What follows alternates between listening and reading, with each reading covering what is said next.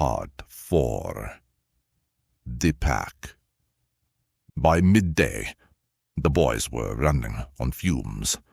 They hadn't eaten anything since the previous evening, and the constant expenditure of energy in the brutal cold had depleted their reserves.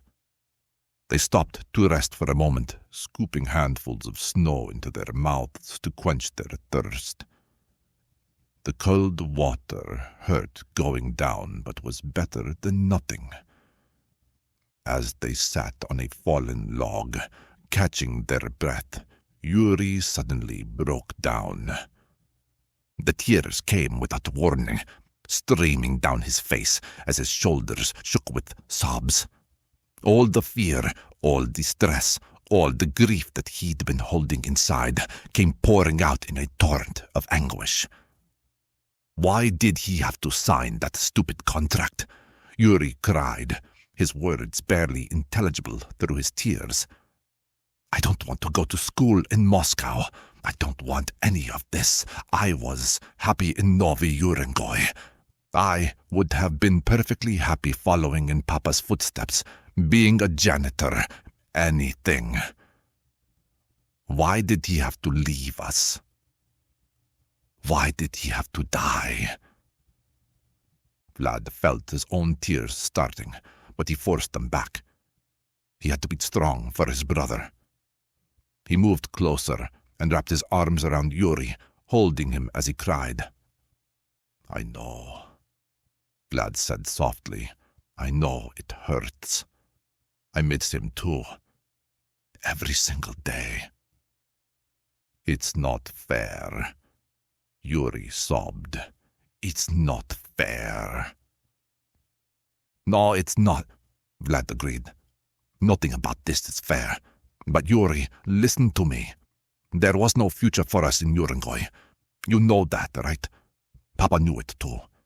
Eventually, we both would have had to leave. The town is dying. The gas field won't last forever, and when it's done, there'll be nothing left.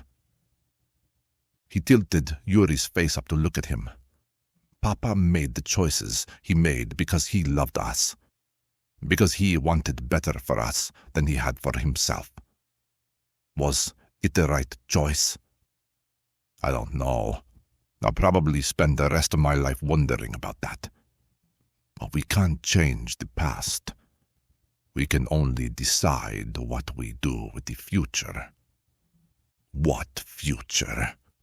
Yuri asked bitterly. We are going to die out here. Just like Papa died. No, Vlad said firmly. We are not going to die. We are going to survive this. We are going to reach that settlement. And we are going to get to Moscow. And we are going to become gas plant operators, just like Papa wanted. And someday, when we have families of our own, we're going to remember this moment and know that we survived it together. That's what Papa would want. That's how we honor him. Yuri wiped his eyes with his sleeve, leaving his face red and raw from the cold and tears. He nodded slowly. Together. Together, Vlad confirmed. Always. Brothers? Brothers, Yuri echoed. They stood and prepared to continue walking. The settlement was so close now, maybe 2 kilometers, close enough that they could make out individual buildings through the trees. They'd taken perhaps 20 steps when they heard the howling. It was closer than before. Much closer.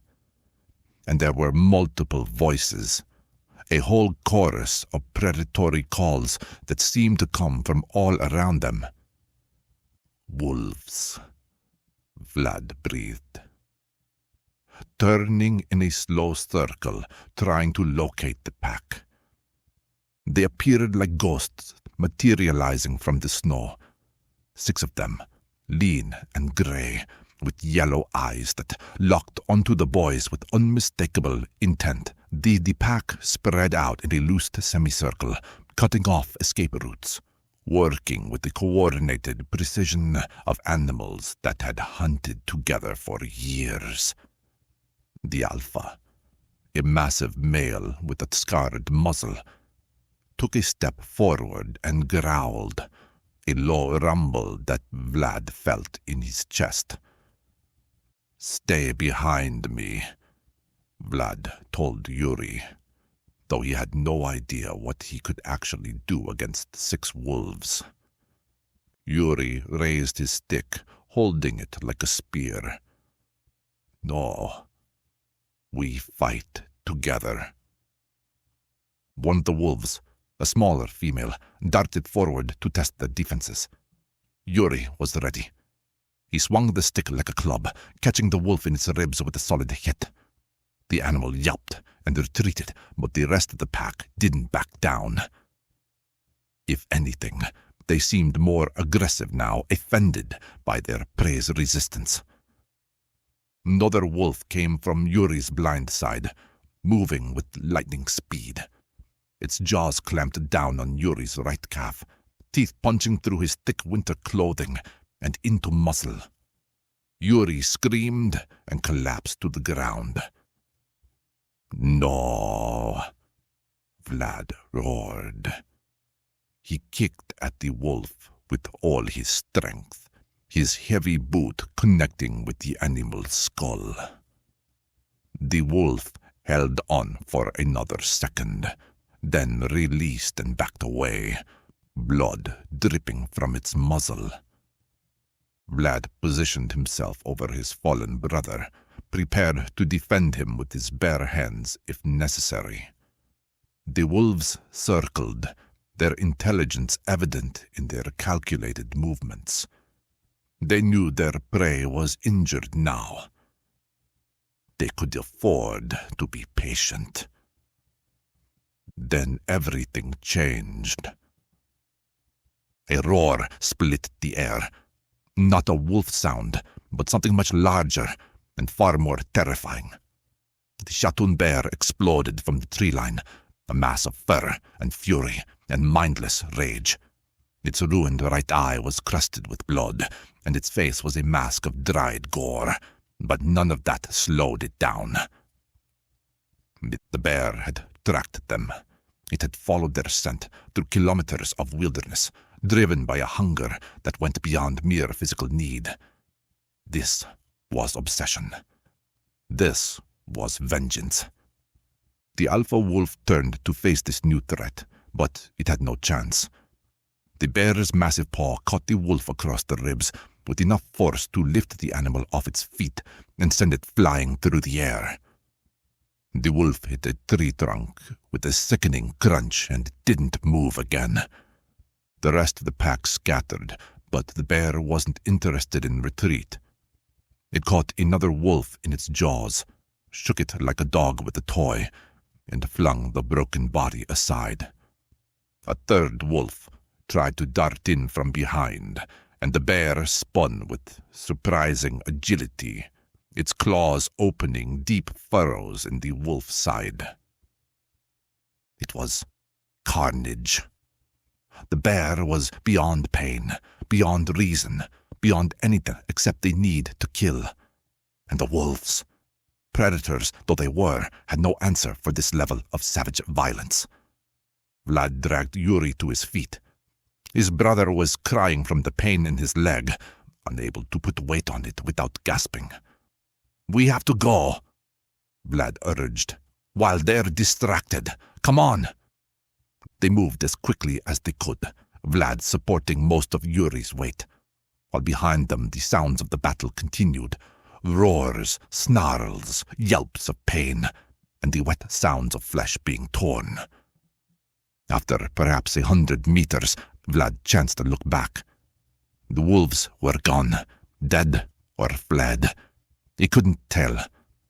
But the bear was still there, standing among the carnage, its ruined head swinging back and forth as it sniffed the air.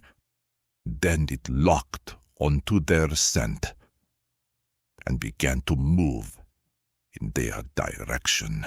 "It's coming," Yuri panted. "Vlad, it's still coming for us." They struggled up a hill, Yuri practically hopping on one leg with Vlad's support. At the top was a narrow ridge with a steep drop on the far side, a fall of at least 20 meters onto jagged rocks below.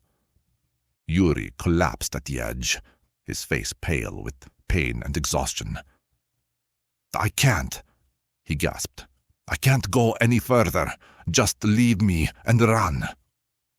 "Shut up," Vlad said, though without heat. His mind was racing, trying to formulate a plan.